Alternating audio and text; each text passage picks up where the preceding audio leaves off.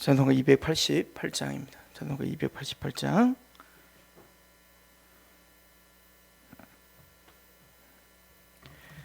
예수를 나의 구주 삼고 성령과 피로써 거듭나니 이 세상에서 내 영혼이 하늘의 영광 누리도다. 이것이 나의 간증이요 이것이 나의 찬송일세. 나 사는 동안 끊임없이 구주를 찬송하리로다. 온전히 주께 맡긴 내 영 사랑의 음성을 듣는 중에 천사들 왕래하는 것과 하늘의 영광 보리로다.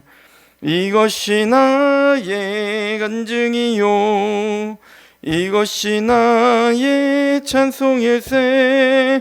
나 사는 동안 끊임없이 구주를 찬송하리로다.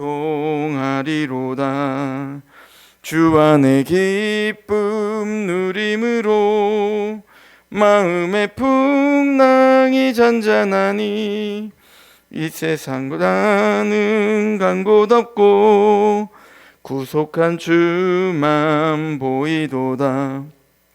이것이 나의 간증이요 이것이 나의 찬송일세. 나 사는 동안 끊임없이 구주를 찬송하리로다.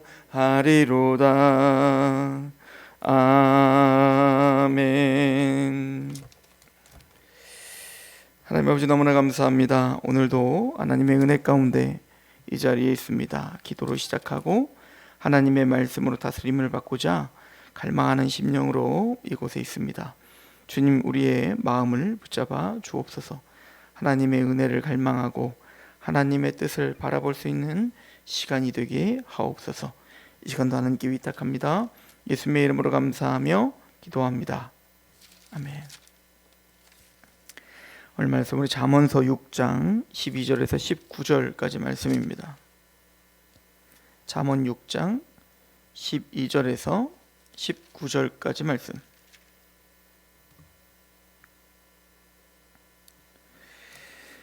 불량하고 악한 자는 구부러진 말을 하고 다니며 눈짓을 하며 발로 뜻을 보이며 손가락질을 하며 그의 마음에 패역을 품으며 항상 악을 꾀하며 다툼을 일으키는 자라. 그러므로 그의 재앙이 갑자기 내려 당장에 멸망하여 살릴 길이 없으리라. 여호와께서 미워하시는 것 곧 그의 마음에 싫어하시는 것이 67가지이니 곧 교만한 눈과 거짓된 혀와 무지한 자의 피를 흘리는 손과 악한 계교를 꾀하는 마음과 빨리 악으로 달려가는 발과 거짓을 말하는 망령된 증인과 및 형제 사이를 이간하는 자이니라. 아멘.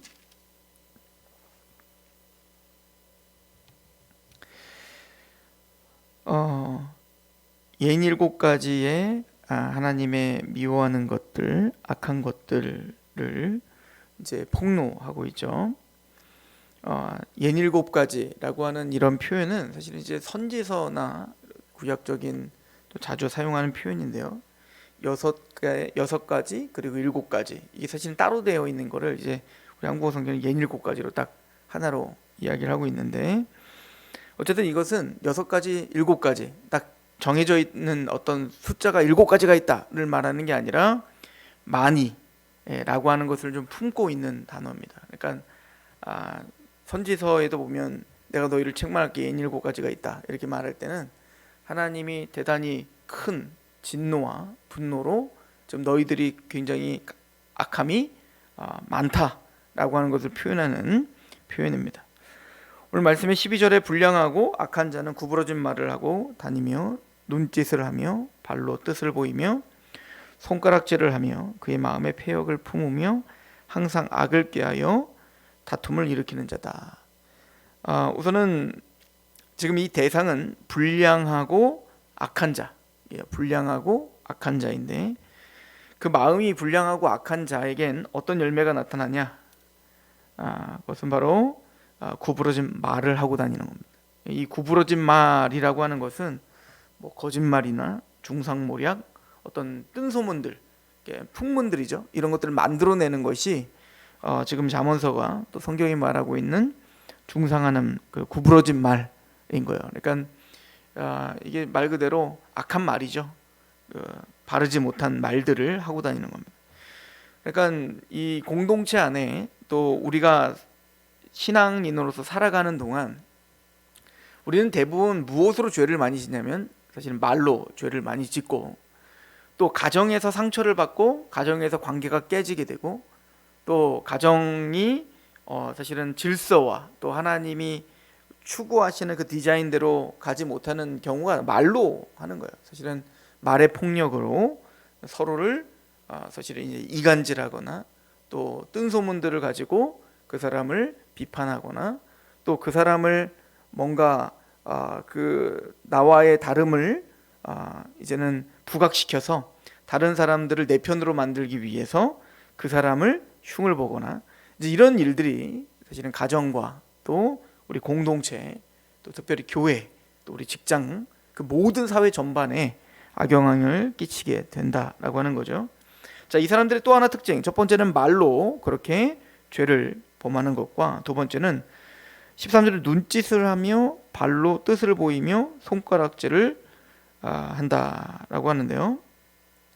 이 발로 뜻을 보인다, 발로다 뭘 가르친다 이런 뜻이거든요. 또 손가락질하면 손으로 이제 뭔가 이렇게 지적을 하고 또 가르치고 하는 건데 이것은 이제 신학자들마다 이게 무슨 표현일까라고 하는 것은 그 좀 여러 가지 논쟁들이 있어요. 왜 그런 거 하니?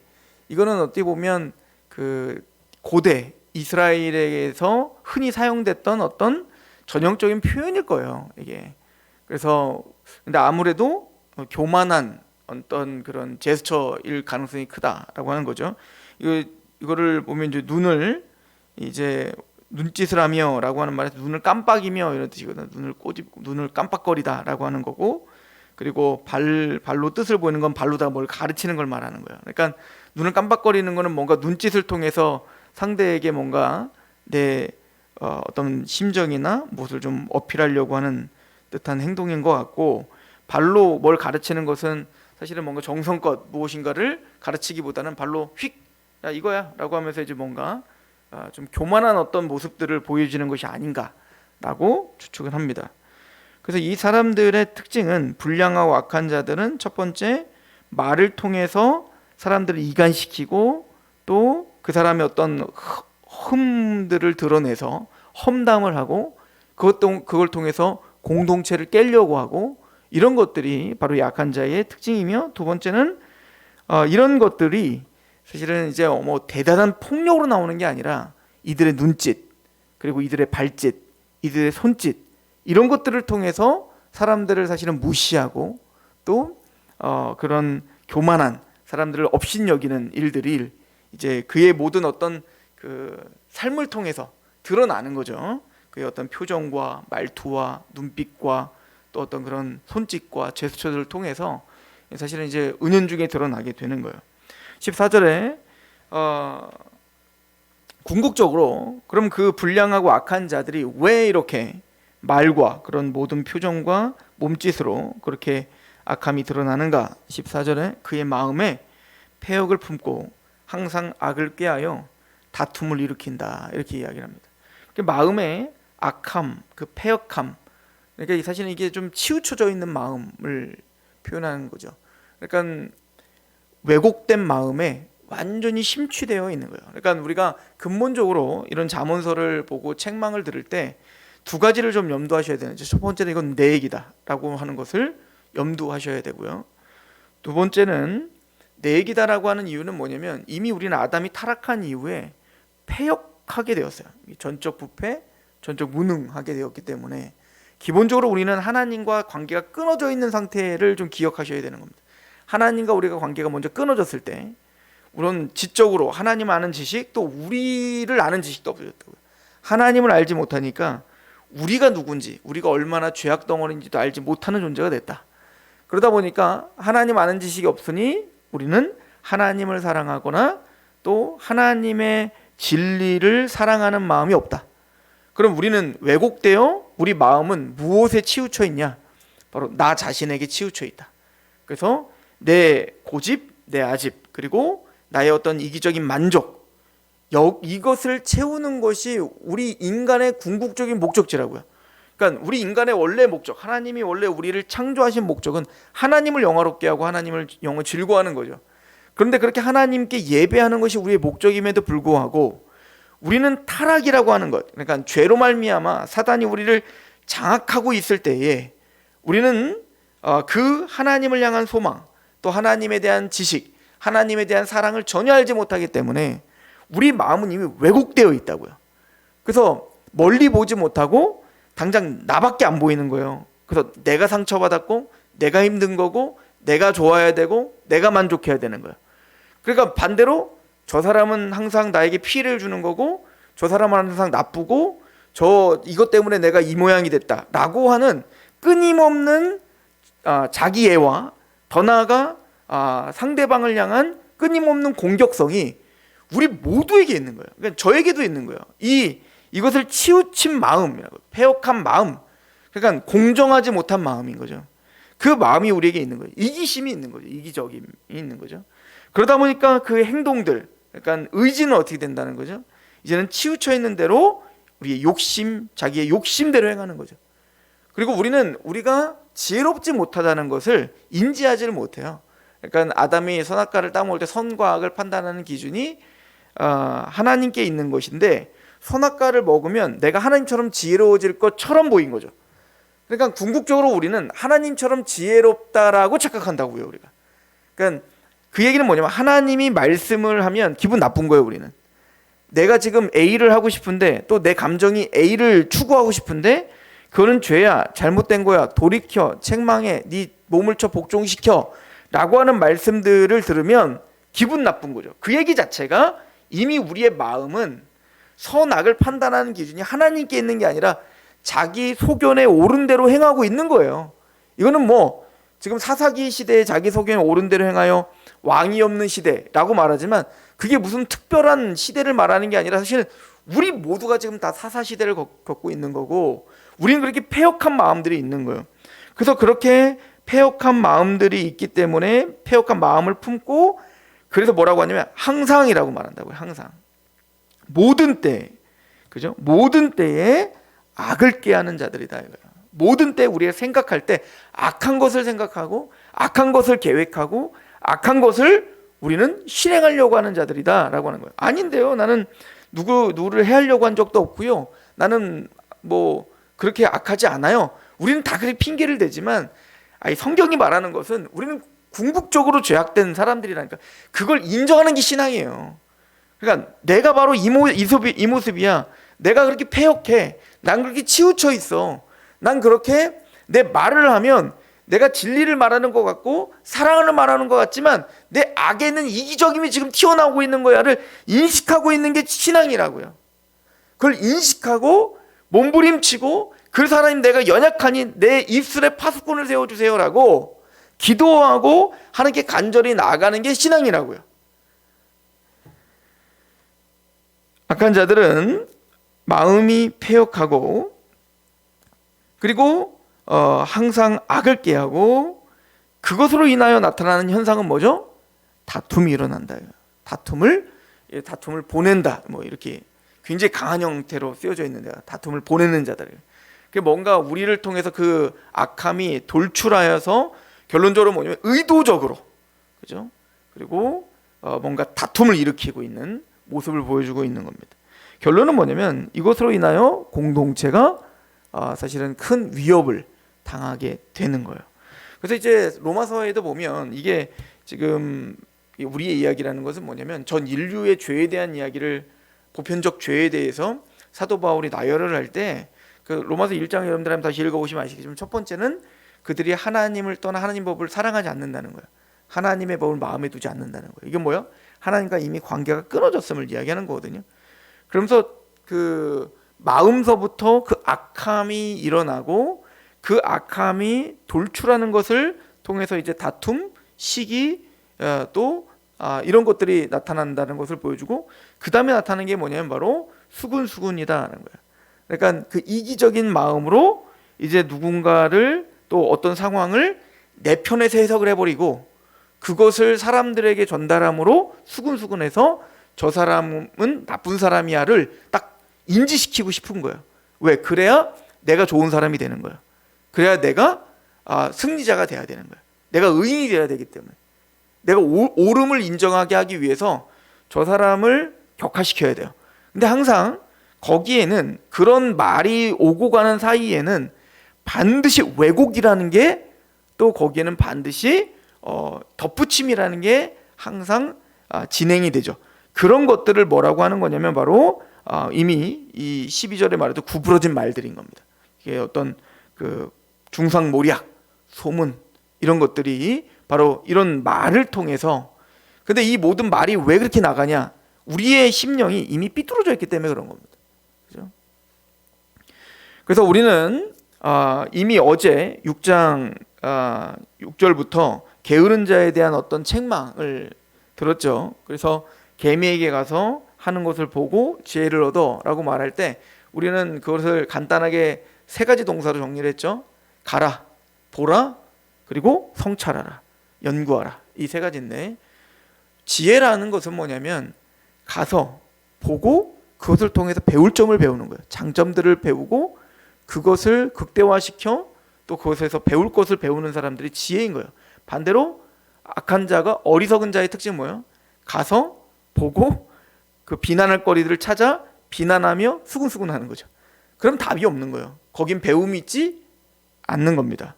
그래서 이 악한 자들의 특징이 바로 이런 모습이다. 근데 다시 말씀드리면 이거는 나의 모습이다, 우리의 모습이다를 인정하는 게 지혜의 시작인 거예요. 이게 여호와를 경외하는 것이 지혜의 근본이다라고 말하는데, 여호와를 경외한다는 건 뭐냐면 선악을 판단하는 기준이 나에게 있지 않고 어디에 있다는 걸 인정하는 거, 하나님께 있다는 게 인정하는 게 여호와를 경외하는 거죠. 자, 그러면 하나님께 인정한다는 건 이 오늘 들은 말씀이 하나님 말씀을 인정하고 그 잣대 앞에 우리가 서 있다는 것을 인정하는 겁니다. 그죠?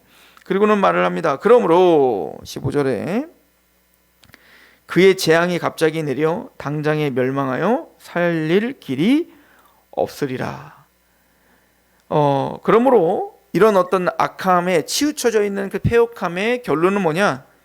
갑자기 닥치는 환란이 있을 것이다 라고 하는 것이죠.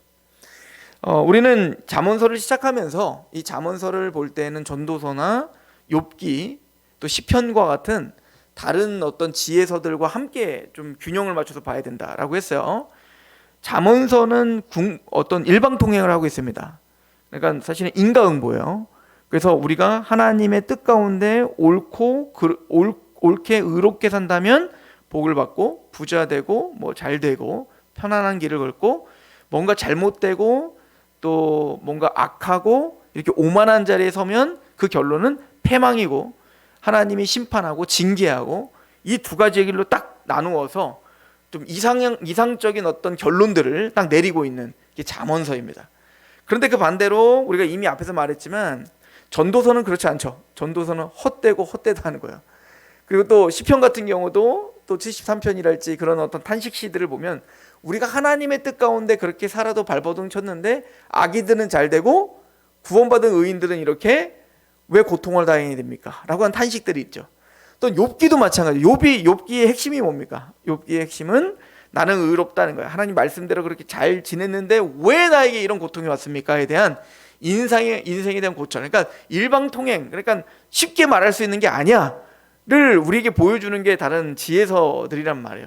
그럼 이것을 우리가 어떻게 조화시킬 수 있는가? 사실은 근데 영혼과 궁극적인 것으로 본다면 잠언이 말하고 있는 게 무엇인지 알죠. 근데 시편이나 전도서나 욥기는 그 궁극적인 결말을 말하고자 하기 위해서 그러나 그 결말로 가는 그 모든 과정 속에는 이런 갈등과 고민과 그리고 불합리함이 보이는 것처럼 보이지만, 그러나 그 가운데에서는 욥기에서도 그렇고 하나님의 섭리 가운데 욥에게 깨닫게 하시고자 하는 궁극적인 목적지가 무엇인지를 알려주는 거예요. 또한 시편도 마찬가지죠. 그런 탄식이 있지만 마침내는 하나님을 찬양으로 끝나는 걸 통해서 이런 고통과 고난 가운데 있지만 궁극적으로는 하나님은 우리에게 찬양과 하나님을 인정하는 그 경배와 하나님의 예배를 끌어내시고야만 하는, 그러나 그것은 성소에 들어갈 때 하나님을 만날 때에만 그 지혜가 우리에게 있을 거야 라고 하는 것을 보여주는 것이죠. 그러므로 이 잠언서도 그런 큰 맥 속에서 본다면 사실은 궁극적으로는 마침내는 악한 자들은 심판받게 되어 있어요. 그래서 이것은 계시록 17장이나 18장 음료와 바벨론이 갑자기 한 시간에 망하였도다 라고 했던 그 메시지와 연결지어서 본다면 하나님은 그 악함에 대한 보응을 반드시 할 것이다, 그죠? 궁극적인 심판을 통해서든 개인적인 종말이든 하나님은 공의롭기 때문에 반드시 그 대가를 지불하게 할 것이다 라고 하는 것으로 우리가 보는 거죠. 그래서 그러므로 그의 재앙이 갑자기 내려 당장에 멸망하여 살 길이 없게 될 겁니다. 하나님은 궁극적으로 악함을 심판하고 의로움을 하나님이 보상해 주시는 그 은혜를 베푸실 거예요. 공의로우신 하나님이. 16절에 여호와께서 미워하시는 것, 그럼 하나님이 그럼 무엇을 미워하시느냐? 그렇게 심판하시는 두려우신 하나님, 우리가 경외해야 될 그 하나님이 미워하는 게 뭐냐? 여호와께서 미워하시는 것, 곧 그의 마음에 싫어하시는 것. 여기 하나님이 마음에 싫어하시는 거라고 표현하는데요, 이 마음은 네페시라는 단어를 써요. 네페시는 이제 호흡이라는 뜻이고, 그러니까 하나님의 네페시로부터 싫어한다. 이 얘기는 뭐냐면 하나님의 존재 자체, 하나님의 깊은 존재 자체로부터 싫어하는 거, 대단히 싫어하는 거죠. 하나님은 무엇을 싫어하는가? 이런 표현들은 강한 표현이기 때문에 유념하셔야 돼요. 그 존재 자체로부터 싫어하는 67가지가 있는데 그게 뭐죠? 17절. 곧 교만한 눈과 거짓된 혀, 무지한 자의 피를 흘리는 손, 악한 계교를 꾀하는 마음, 빨리 악으로 달려가는 발, 거짓을 말하는 망령된 증인과 및 형제 사이를 이간하는 것. 하나님이 대단히 싫어하는 게 바로 이것이다. 하나님의 네페시, 호흡, 하나님의 존재로부터 싫어하시는 것이 바로 이런 것들이다 라고 이야기하는 거예요. 즉 악한 계교로 꾀하는 마음과 빨리 악으로 달려가는 그 마음이 이미 치우쳐져 있는 거죠. 그래서 악으로 달려가는 것이 굉장히 빠르고 그것을 지금 요구하고 추구하고 있는 마음이죠.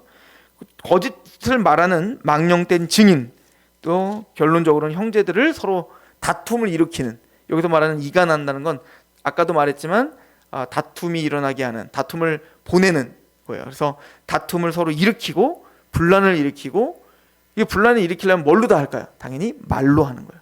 말로 비판하고 비난하고 그것을 통해서 서로 싸우게 하고 서로 대척점에 있게 하고 다투 부정적인 이야기들을 통해서 그 공동체를 또 가정을 또 우리 사회를 사실 병들게 하고 있는 것이 바로 이 말을 통한, 하나님은 그런 말들을 싫어한다. 이걸 어디서 보여주죠? 구약 전체에서 보여주는 거예요. 광야 40년 내내 이스라엘이 그렇게 하나님께 징계를 받고 또 징계받았던 그 시작점이 어디냐? 말이었죠. 부정적인 말. 이게 부정적인 말이요, 모세를 향한 부정적인 말, 또 아론을 향한 부정적인 말, 또 사람들을 향한 또 환경에 대한 부정적인 말들이 시작하는 게 사실은 모두가 다, 여러분들 우리가 다 명심해야 되는 건 그 모든 부정적인 말들은 그 현상과 상황과 사람을 허락하신, 주권 속에서 우리의 인생을 디자인하시고 인도하시는 하나님께 향하고 있다는 사실을 우리는 명심하셔야 되는 거예요. 이스라엘 백성들은 하나님을 저주하지 않았죠. 모세를 저주했죠. 그러나 그것이 궁극적으로 그 모세를 허락한 하나님을 향한 저주였다는 사실을 우리는 명심하셔야 돼요. 우리가 야고보서 지혜 문헌이었던 야고보서만으로도 우리는 그 말의 권위와 또 말이 얼마나 심각한 죄의 원천이었는지를 우리가 상고했던 것을 기억한다면, 하나님이 또 얼마나 그 존재 자체로 싫어하시는 것이 무엇인지를 우리가 인식한다면 오늘 하루 우리가 무엇과 싸워야 되는지, 또 하나는 이런 말들을 들을 때 우리가 그 싸움에서 우리 힘으로 승리할 수 없다는 것을 인정하는 게 먼저죠. 왜냐하면 이미 우리는 패역한 자들이기 때문에 그렇습니다. 오늘 하루 하나님의 은혜가 있어야 됩니다. 예수님의 십자가의 그 사랑이 우리를 강권해야 됩니다. 그 사람을 볼 때, 그 상황을 볼 때 예수 그리스도의 십자가와 하나님의 주권 속에서 해석할 수 있는 지혜를, 그 명철함을, 이해력을 우리에게 주시옵소서라고 기도하는 저는 되기를 축원합니다. 기도하겠습니다. 하나님 너무나 감사합니다. 우리가 연약한 자들임을 인정하게 하셔서 감사합니다. 우리를 책망하는 이 말씀이 하나님의 사랑의 음성이며 하나님의 뜻의 선포에 우리가 반드시 순복해야 될, 또 싸워야 될 말씀임을 아버지 하나님이여 이 시간 받아들이게 하신 것이 은혜요 하나님의 사랑임에 찬양하며 경배합니다. 하나님 이 시간 우리가 마음을 다해서 기도할 때 우리에게 지혜를 주시고 이해력을, 또 명철을 허락하여 주옵소서. 우리가 무엇과 싸워야 되며 또 우리가 왜 은혜로 하나님께 나아가야 되는지를 아는 하루가 되게 하옵소서. 연약함을 잘 아시는 하나님, 우리를 도와주시고 인도하옵소서. 예수님의 이름으로 감사하며 기도합니다. 아멘. 기도하겠습니다.